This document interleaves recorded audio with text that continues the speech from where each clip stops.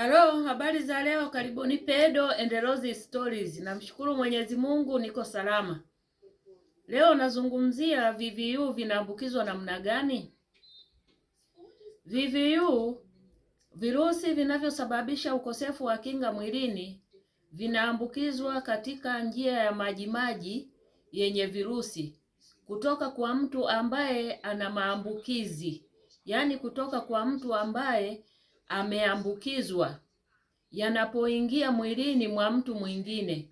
Majimaji yenye virusi kutoka kwa mtu ambaye ameambukizwa hivyo virusi yanapokuingia katika mwili wa mtu mwingine, ndipo yule mtu anapata maambukizi. Hivyo ndo vinaitwa virusi. Vinapitia njia ya majimaji kutoka kwa mtu mwingine kwenda kwa mtu mwingine ambaye hajaambukizwa, kutoka kwa aliyeambukizwa kwenda kwa ambaye hajaambukizwa. Kuna njia kuu za maambukizi nilizozichambua mimi 4. Njia ya kwanza ni ngono nzembe, ngono bila kinga, bila kutumia kondomu. Njia hii husababisha maambukizi mengi zaidi. Yaani pamoja na kwamba zipo njia nyingine ambazo mtu anaweza kupata maambukizi samahani, lakini njia hii ina maambukizi mengi zaidi.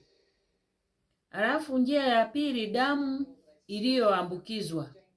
Hii damu iliyoambukizwa ni pale mtu anapoongezewa damu, anapokuwa na upungufu wa damu, anakwenda kuongezewa damu. Sasa hii damu anayoongezewa, kwa bahati mbaya hawakuichunguza vizuri kujua kama ina VVU.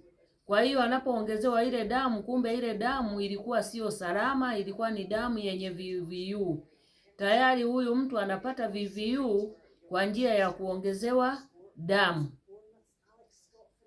Alafu sindano au nyembe au vifaa vyenye ncha kali, hivi vinapotumika kwa mtu, alafu yule mtu tena akaenda tena kifaa hicho hicho akakitumia tena kwa mtu mwingine, yaani kifaa kimoja kikatumika kwa watu zaidi ya mmoja, kumbe mmoja wapo kati ya wale watu wana virusi, tayari hawa watu waliotumia kile kifaa, waliochangia pamoja na wao, uwezekano wa kupata virusi upo, ni mkubwa.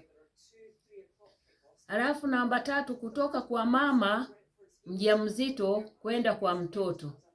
Huyu mama anaweza akamwambukiza mtoto wake akiwa tumboni wakati kipindi cha ujauzito, na endapo huyu mama atakuwa hakwenda hospitali kupima na kujua kama ameambukizwa virusi au hana virusi. Na anapoambukizwa virusi, basi anaanza matibabu moja kwa moja ili kuepuka maambukizi kutoka kwake kwenda kwa mtoto.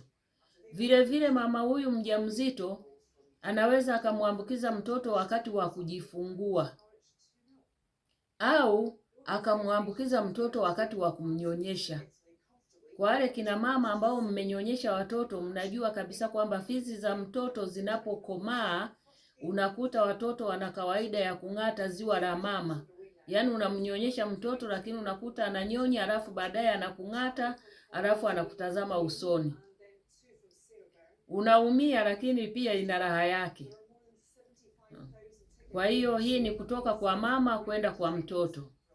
Alafu namba 4, matumizi ya vifaa visivyo salama. Vifaa kama vya kutogea masikio, vifaa kama tatuu ambavyo haviko salama. Vifaa hivi inabidi visafishwe, au kila mtu awe na kifaa chake cha kutogea masikio. Kama ni sindano umemtogea sikio mtu, basi sindano hiyo hiyo usiitumie tena kumtoga sikio tena mtu mwingine. Unawezekana katika mtu utakayekuwa umemtoboa lile sikio labda ana virusi. Kwa hiyo virusi vile vinatoka, unavibeba kwenye ile damu, unakwenda tena kumchoma tena mtu mwingine tena kumtoboa sikio, tayari anapata maambukizi. Sasa VVU hayaambukizwi kwa njia zifuatazo. Yaani njia zifuatazo huwezi kupata VVU. Mtu kuumwa na mbu huwezi kupata VVU. Kushikana mikono hauwezi ukapata. Kukumbatiana hauwezi kupata VVU. Kushirikiana chakula au kushirikiana vyombo bado huwezi ukapata VVU. Mate, jasho au machozi hauwezi ukapata VVU. Sasa njia za kujikinga na VVU ni kutumia kondom, yaani usifanye ngono nzembe. Epuka kushirikiana vitu vyenye ncha kali. Epuka kushirikiana vile vitu vyenye ncha kali ambavyo nimeshavitaja kama sindano, nyembe, vifaa vyenye ncha kali. Kwa hiyo epuka kushirikiana navyo, yaani kuvitumia wakati vimeshatumika kwa watu wengine. Alafu hakikisha damu imepimwa. Kama unaongezewa damu au unamuongezea mtu damu, hakikisha hiyo damu imepimwa na iko salama. Alafu mjamzito apate huduma za afya mapema. Mama mjamzito ahudhurie kliniki ili aweze kujulikana mapema. Kama ana VVU aanze matibabu mapema ambayo yatamfanya awe U = U.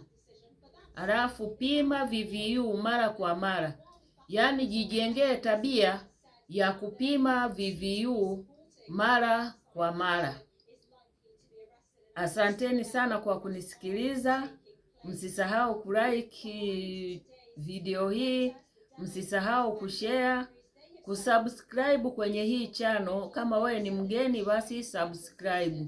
Na hata kama ni mwenyeji lakini ulikuwa hujasubscribe basi ninakuomba usubscribe. Asante.